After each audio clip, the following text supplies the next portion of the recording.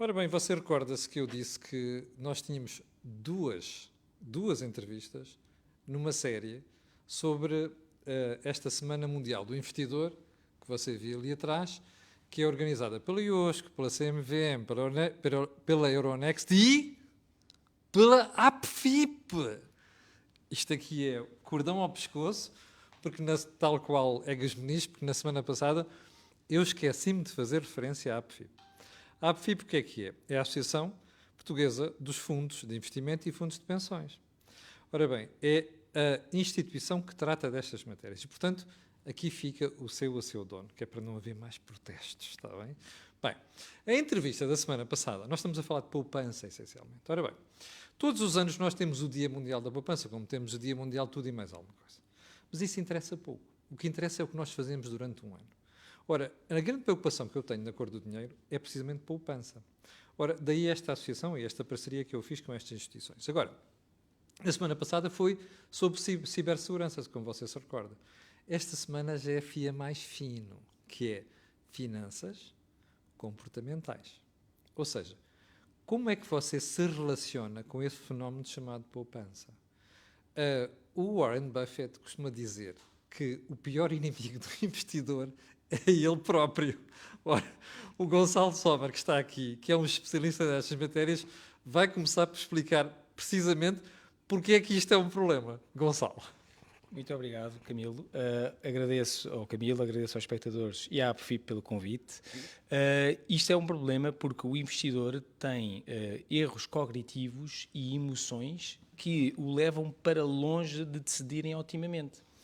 E vamos começar aqui um passo atrás e vamos ver qual é que é este campo das finanças e ver o que é que descobriu e quais é que são os impactos para os investidores.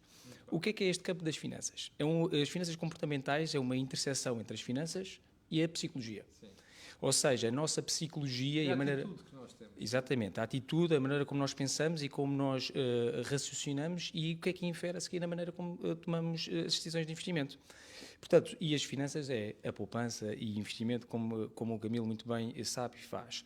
Em relação a... Desculpa lá, isto é o fecho de mercado às 4h30 da tarde.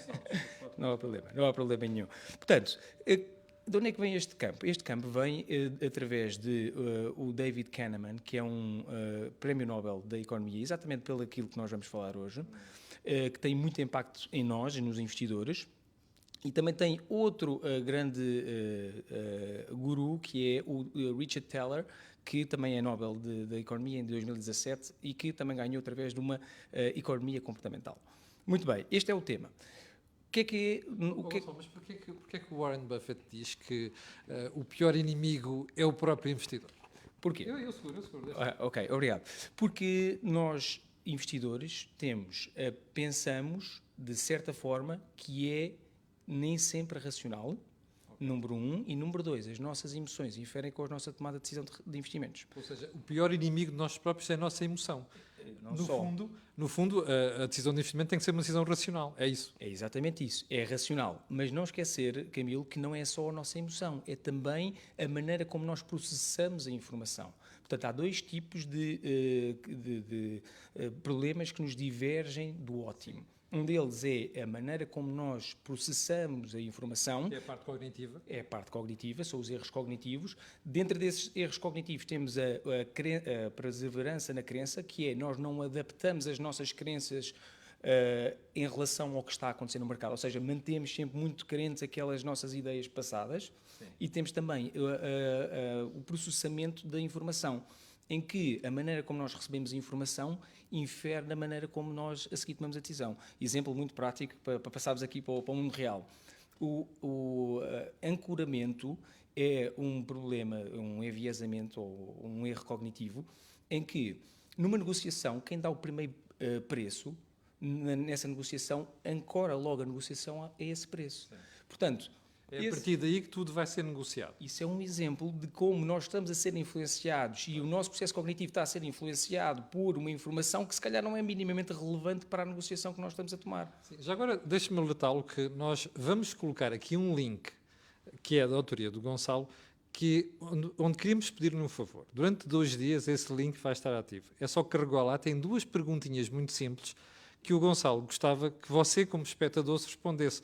Porque é uma orientação para nós. E eu prometo que daqui a 2 dias, quando tivermos apurado o resultado das votações, virei aqui pôr o resultado dessa mesma votação. Certo, Gonçalo? Certo, agradeço.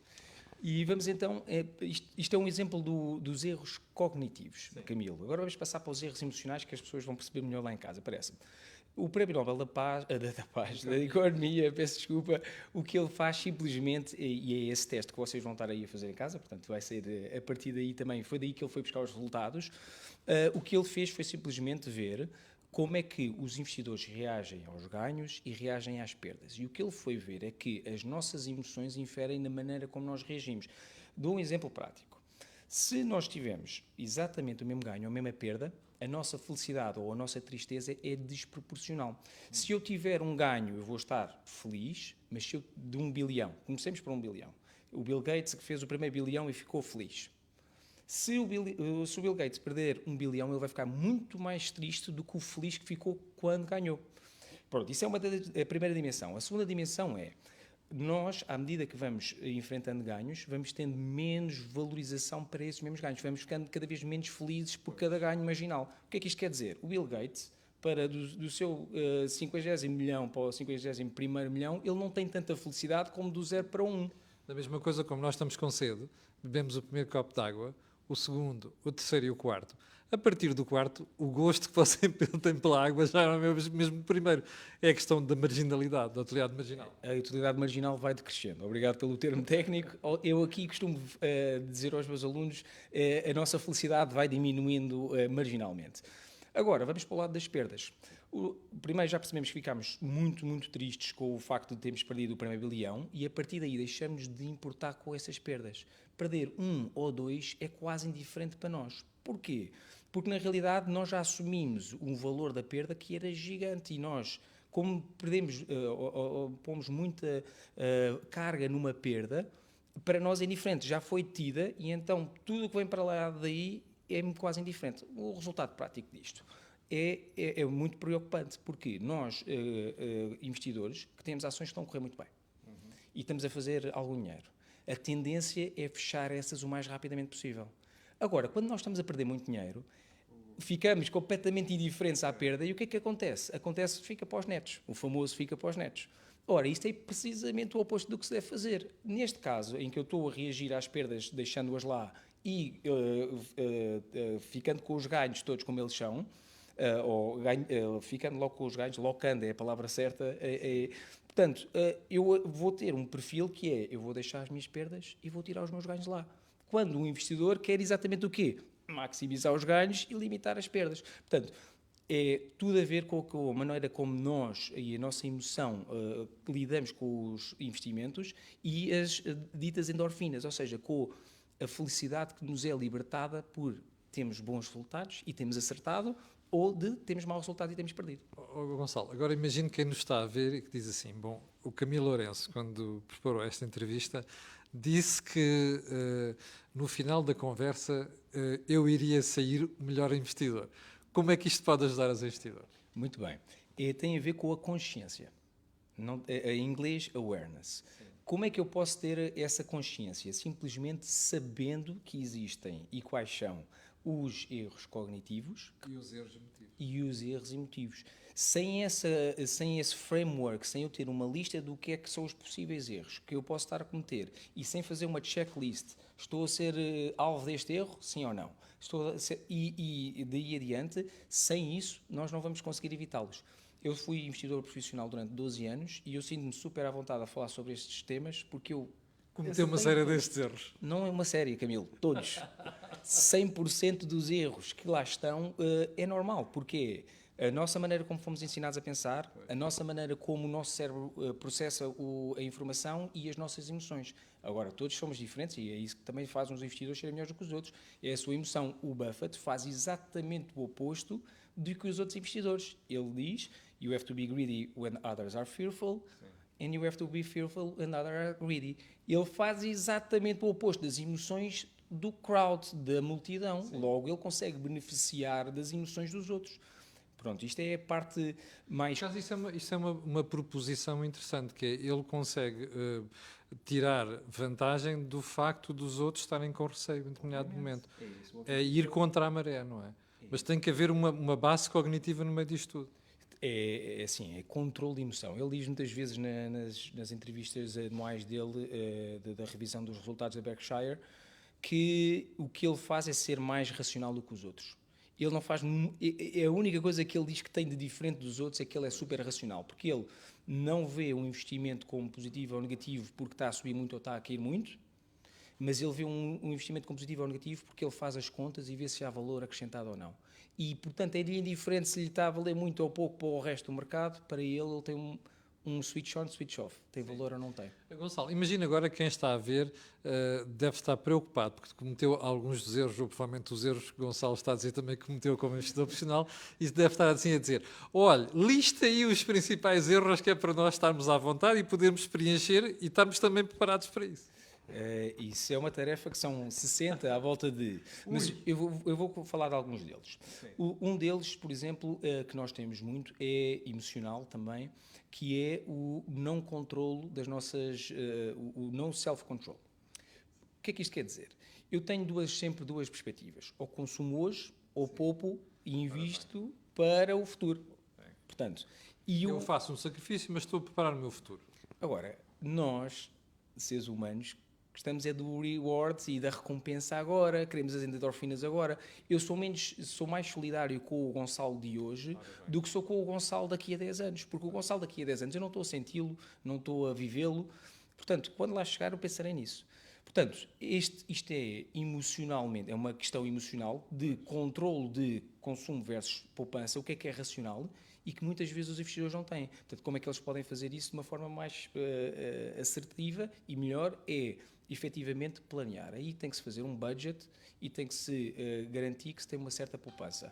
E tem que se garantir que parte dessa poupança vai ser sempre garantidamente, independentemente se esteja chuva ou sol na nossa vida financeira, tem que se manter aquela poupança. E eu, se calhar, até passava a seguir para um outro tema, que é o nudge, mas mais ainda... Já agora, o que é dizer o nudge? Ok. O nudge, o nudge não há tradução necessária para português, ou seja, não há tradução direta para português, mas o nudge é facilitar tomar uma boa decisão. Portanto, quando se faz um nudge, é um pequeno empurrão para que se tome a decisão correta. Mas isso implica conhecer aqueles erros e aquela questão prévia que nós falámos há bocadinho. Sem dúvida. Portanto, eu tenho que conhecer os erros e tenho que saber como remediá-los, que é para poder empurrar os investidores calmamente para chegarem à melhor decisão, à decisão ótima. Vamos a um exemplo muito concreto. Portanto, o Richard Thaler e o Cass Sustain, que entretanto foram convidados independentemente para criar unidades de nudge, ou seja, os governos dos Estados Unidos e de Inglaterra têm unidades que estudam a economia comportamental para empurrar os investidores para irem para o sítio certo, para lhes dar um nudge. E para influenciar. Ele ganhou, inclusive, o Nobel em 2017 por causa do livro dele, Nudge. E o que é que eles descobriram? Ou é a unidade. Não foram eles que descobriram isto, mas é a unidade do Reino Unido, que é a Nudge Union do Reino Unido. Eles perceberam que queriam estimular a poupança no Reino Unido. Mas os investidores não queriam necessariamente investir. E então, o que é que eles fizeram? O que é que foram estudar e foram perceber que os investidores, quando iam assinar um contrato, tinham duas opções.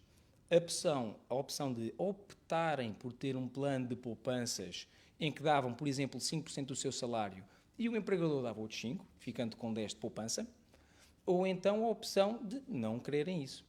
E o que acontecia muitas vezes é que os investidores não se interessavam muito por essa matéria e, a seguir, se eu vou poupar, vou ter menos cash na minha mão, não é? Portanto, eu digo que não quero poupar.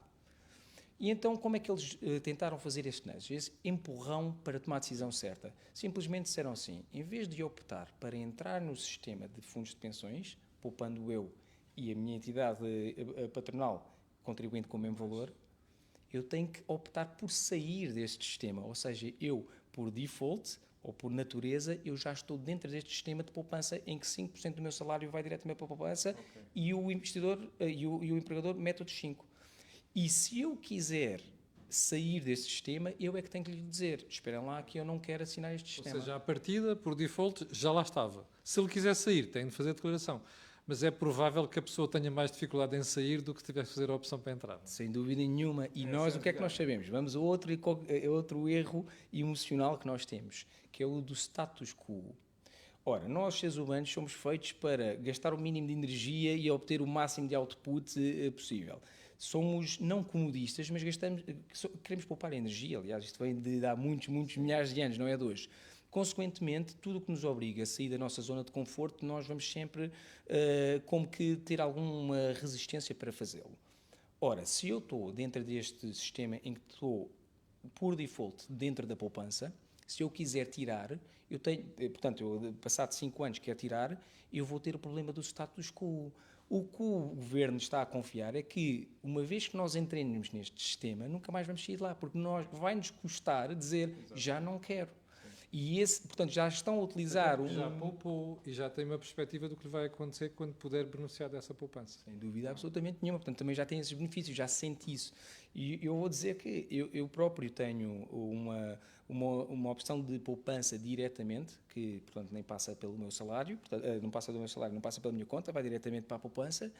E eu próprio já pensei 2 vezes, se calhar vou parar esta poupança, porque se calhar não está bem. Ui, está quieto! Não está bem, porque agora está um dia de chuva e que se calhar eu vou precisar disto para mais tarde e a seguir fico com esta liquidez presa e fico assim com algumas dúvidas.